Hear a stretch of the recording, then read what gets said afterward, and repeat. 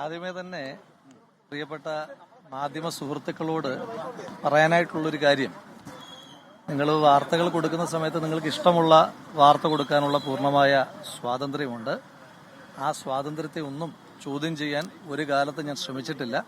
പക്ഷെ അതിന് യാഥാർത്ഥ്യത്തിന്റെ എന്തെങ്കിലും ഒരു പരിസരം വേണം എന്ന് നിങ്ങളോട് വളരെ സ്നേഹത്തോടെ വിനയത്തോടെ അഭ്യർത്ഥിക്കുവാൻ ആഗ്രഹിക്കുകയാണ്.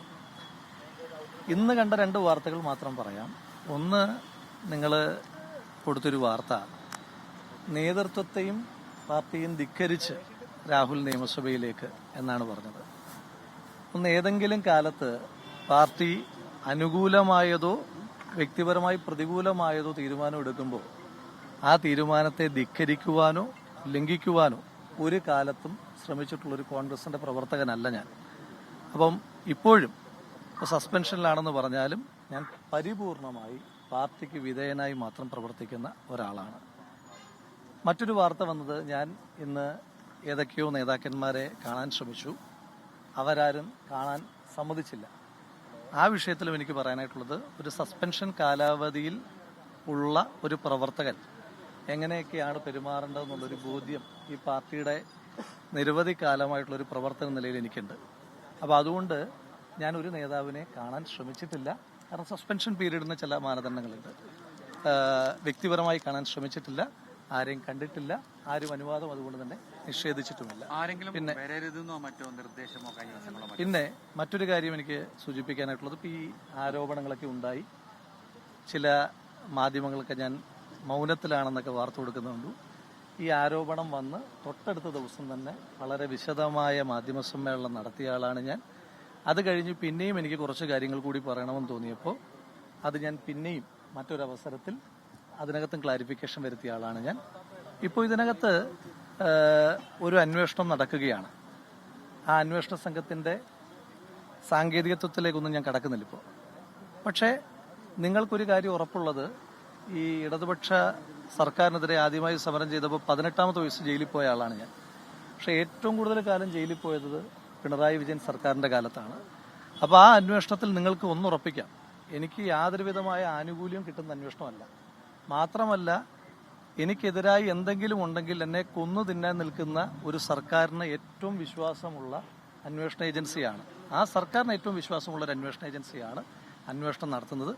അതുമായി ബന്ധപ്പെട്ട് അന്വേഷണങ്ങൾ നടക്കട്ടെ, ആ അന്വേഷണങ്ങൾ പുരോഗമിക്കട്ടെ. അതിന്റെ ഓരോ ഘട്ടത്തിലും അതുമായി ബന്ധപ്പെട്ട കാര്യങ്ങൾ വളരെ വിശദമായി തന്നെ നിങ്ങളോടെല്ലാവരോടും വളരെ കൃത്യമായി തന്നെ ഇടയ്ക്കിടയ്ക്ക് സൂചിപ്പിക്കാം. ഒരു കാര്യം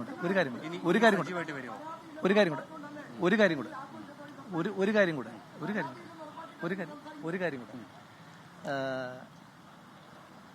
ഈ ഞാനൊരു കോൺഗ്രസിന്റെ പ്രവർത്തകനായി ഇപ്പോഴും സസ്പെൻഷനിലാണെങ്കിലും കോൺഗ്രസിന്റെ പ്രവർത്തകനെന്ന് സാങ്കേതികമായി പറയാൻ കഴിയില്ല എങ്കിലും മരണം വരെ കോൺഗ്രസ് പ്രവർത്തകനായി കഴിയുന്ന ഒരാളാണ്.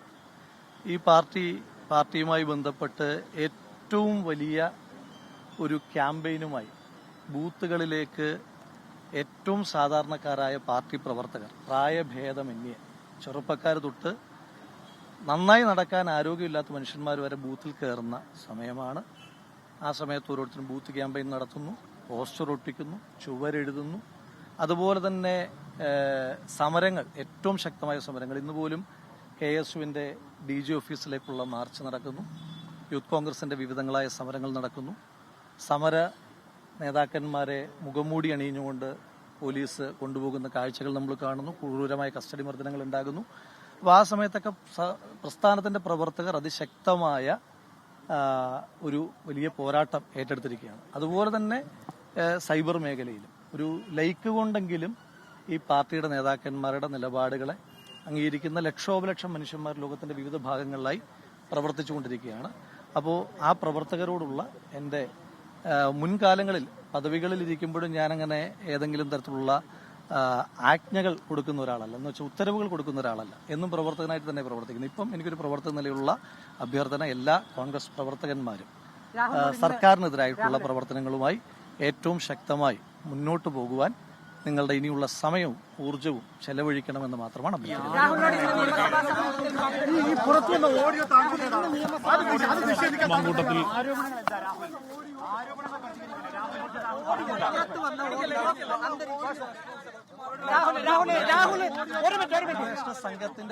രാഹുലിന് പറയാനുള്ളത് രാഹുൽ എന്നും പറയുന്നുണ്ട് എങ്കിൽ പക്ഷെ രാഹുൽ പ്രധാനമായും പറയേണ്ടത് പുറത്തു വന്ന ഓഡിയോയെ കുറിച്ചാണ്.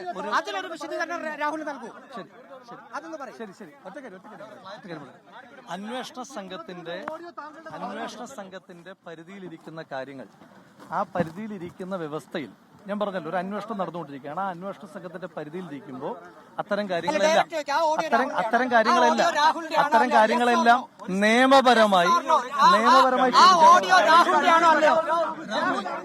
രാഹുൽ മാങ്കൂട്ടത്തിൽ മാധ്യമങ്ങളോട് സംസാരിക്കുകയായിരുന്നു. ലോകത്തെവിടെയായാലും ഏത് സമയത്തും 24 വാർത്തകളും ഓഗ്മെന്റഡ് റിയാലിറ്റി പാക്കേജുകളും എക്സ്പ്ലെയിനറുകളും വിശദമായി കാണാൻ ഞങ്ങളുടെ യൂട്യൂബ് ചാനൽ നിങ്ങൾക്ക് സബ്സ്ക്രൈബ് ചെയ്യാം.